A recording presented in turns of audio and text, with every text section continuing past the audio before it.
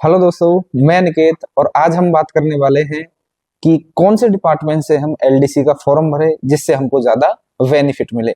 वैसे देखो, सभी कहते हैं, सभी के मुंह से एक ही चीज निकलती है कि बाबूजी है, पैसे तो होंगे ही होंगे।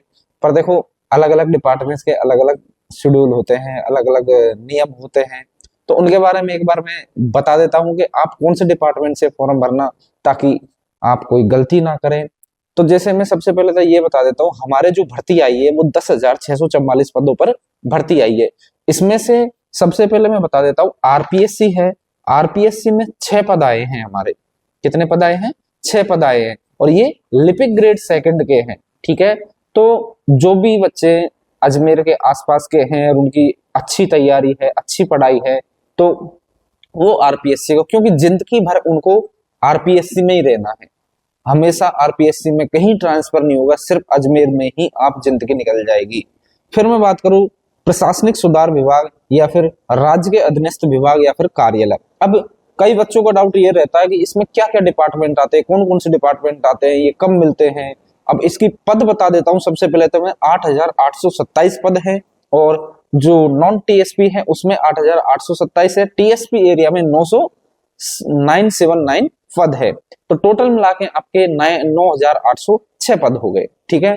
तो इसके बारे में मैं थोड़ा सा आपको समझा देता हूं। इस जो अधीनस्थ प्रशासनिक सुधार विभाग है या फिर राज्य के अधीनस्थ जो विभाग है, इसमें लगभग लगभग 107 से 108 डिपार्टमेंट आते हैं। कितने? 107 से 108 डिपार्टमेंट। अब इसके अंदर कौन कौन से आते हैं थोड़ा सा मैं आपको समझा देता हूं। जैसे पंचायती राज विभाग के हैं, माइनिंग डिपार्टमेंट है, आपके एजुकेशन डिपार्टमेंट है, कॉलेज डिपार्टमेंट है। इन सारे के जो है वो सारे डिपार्टमेंट किसके अंदर आएंगे? राज्य के अधीनस्थ डिपार्टमेंट के अंदर। अब ये प्रक्रिया होती कैसे? जैसे अभी आपने फॉर्म भर दिया कि भाई मुझे प्रशासनिक सुधार विभाग में फॉर्म भरना है, और भर दिया मैंने। फॉर्म भरने के बाद जब आपका सिलेक्शन हो जाएगा, 2 गुना 3 गुना जो भी पास करती है गवर्नमेंट, 1.5 गुना 2 गुना, अगर आपको उसमें नंबर आ जाएगा तो आपको क्या एक लिस्ट दी जाएगी। लिस्ट में ये प्रेफरेंस आपसे मांगी जाती है कि आपको कौन सा डिपार्टमेंट लाना है। अब उसमें मिलता कैसे? तो आपके अच्छे नंबर, अच्छी मेरिट बनती है तो अच्छा डिपार्टमेंट मिल जाता है। अगर आपके थोड़े कम नंबर हैं तो आपको और डिपार्टमेंट, आप जो प्रिपेयर करोगे वो डिपार्टमेंट मिल जाएगा। तो आपको इस चीज का ध्यान रखना है कि अगर अच्छे नंबर आएंगे तो आपको अच्छा डिपार्टमेंट मिल जाएगा, जैसे माइनिंग डिपार्टमेंट है, और अगर थोड़ा है तो एजुकेशन डिपार्टमेंट है, अपने पंचायती राज डिपार्टमेंट है, इनमें आपको मिल जाएगी। फिर मैं बात करूं, अपना है तीसरा है कृषि विपणन एवं निदेशालय। मतलब ये जो है तीन, ये है राजस्थान राज्य कृषि विपणन और राजस्थान प्रदूषण नियंत्रण बोर्ड। ये 3 बोर्ड ऐसी है जो खुद ही फैसले लेती है सारी चीजों को। इसमें एक बार आपको जैसे मिल गया डिपार्टमेंट, तो इसमें जैसे मान लो प्रदूषण डिपार्टमेंट है, इसका जो भी फैसला होगा सिर्फ पॉल्यूशन डिपार्टमेंट ही इसका फैसला करेगा।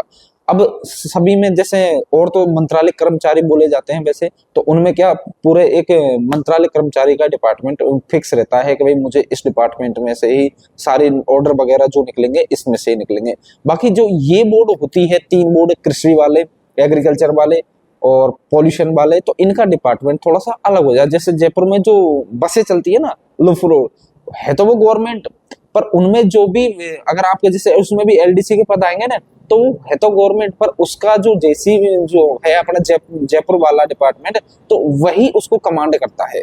ठीक है।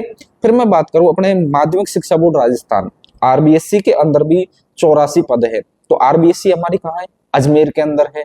तो आपको अगर अजमेर के अंदर ही रहना है और अच्छी तैयारी है आपकी, तो प्रेफर फर्स्ट आप यही रखो, क्योंकि जिंदगी भर इनमें वही रहना है। ट्रांसफर का कोई लफड़ा ही नहीं है आपको। और जो ये चाहता है भाई मुझे तो, अब जैसे कई बार क्या होता है, हमारे थोड़े कम नंबर आ जाते हैं, मेरिट थोड़ी कम होती है, तो हमको दूसरा डिपार्टमेंट मिल जाता है। और मान लो बांसवाड़ा, डूंगरपुर या प्रतापगढ़ या फिर चित्तौड़गढ़ मिल गया, रहने वाले हो आप अलवर, करौली, धौलपुर, जयपुर के, तो आपका फिर ट्रांसफर होने में बहुत रोने धोने हो जाता है। ट्रांसफर की बहुत लंबी प्रोसेस है।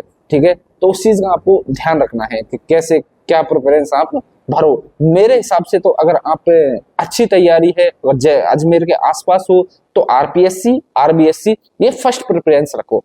उसके बाद में अधीनस्थ, राज्य के जो अधीनस्थ विभाग है उसमें रखो। उसमें जैसे अपने एजुकेशन डिपार्टमेंट है, ये सारी चीजें आपकी आ जाती है। अगर दोस्तों आपको वीडियो पसंद आए तो चैनल को सब्सक्राइब, लाइक और आपका कोई भी डाउट हो तो वो कमेंट बॉक्स में कमेंट जरूर करके पूछ सकते हो। दोस्तों एक चीज और मैं आपको बता दूं, इस भर्ती के लिए आपको सीईटी 2024 ये जरूरी है। अगर किसी ने सीईटी 2024 पास नहीं कर रखी है तो वह ये फॉर्म ना भरे या फिर भरने में नहीं आएगा, क्योंकि उनकी जो मेरिट नंबर है वो डाले जाते हैं, रोल नंबर वगैरह सारी चीज डाली जाएगी फॉर्म भरने में। और मैं बात करूं और चीज की, एक डिप्लोमा है आरएससीआईटी का, वो भी आपके लिए बहुत जरूरी है। या तो आरएससीआईटी हो या फिर आपके पास ओ लेवल का कोई भी डिप्लोमा है, जैसे बेसिक कंप्यूटर वाले हो, आपके पास बीटेक कर रखी हो आपने कंप्यूटर साइंस से, तो आप इस फॉर्म को अप्लाई कर सकते हो। इसलिए आपको ध्यान रखना है इस चीज का कि आप आरएससीआईटी कर रहे हो तो आपके फॉर्म अप्लाई हो सकते हैं। अगर मान लो जैसे आपके अभी आपके फॉर्म अप्लाई हो रहे हैं, इससे पहले आपने आरएससीआईटी कर ली तो आप फॉर्म फिल कर सकते हो, पर उसके लिए आपको सीईटी बहुत जरूरी है। और वैकेंसी के बारे में मैं आपको डिस्क्रिप्शन बॉक्स में डाल दूंगा, कौन सी डिपार्टमेंट से कितनी वैकेंसी है। बाकी आपने नोटिफिकेशन तो पढ़ लिया होगा अच्छे से। और भी कोई डाउट हो तो आप हमको कमेंट करके कमेंट बॉक्स में पूछ सकते हो। थैंक यू दोस्तों।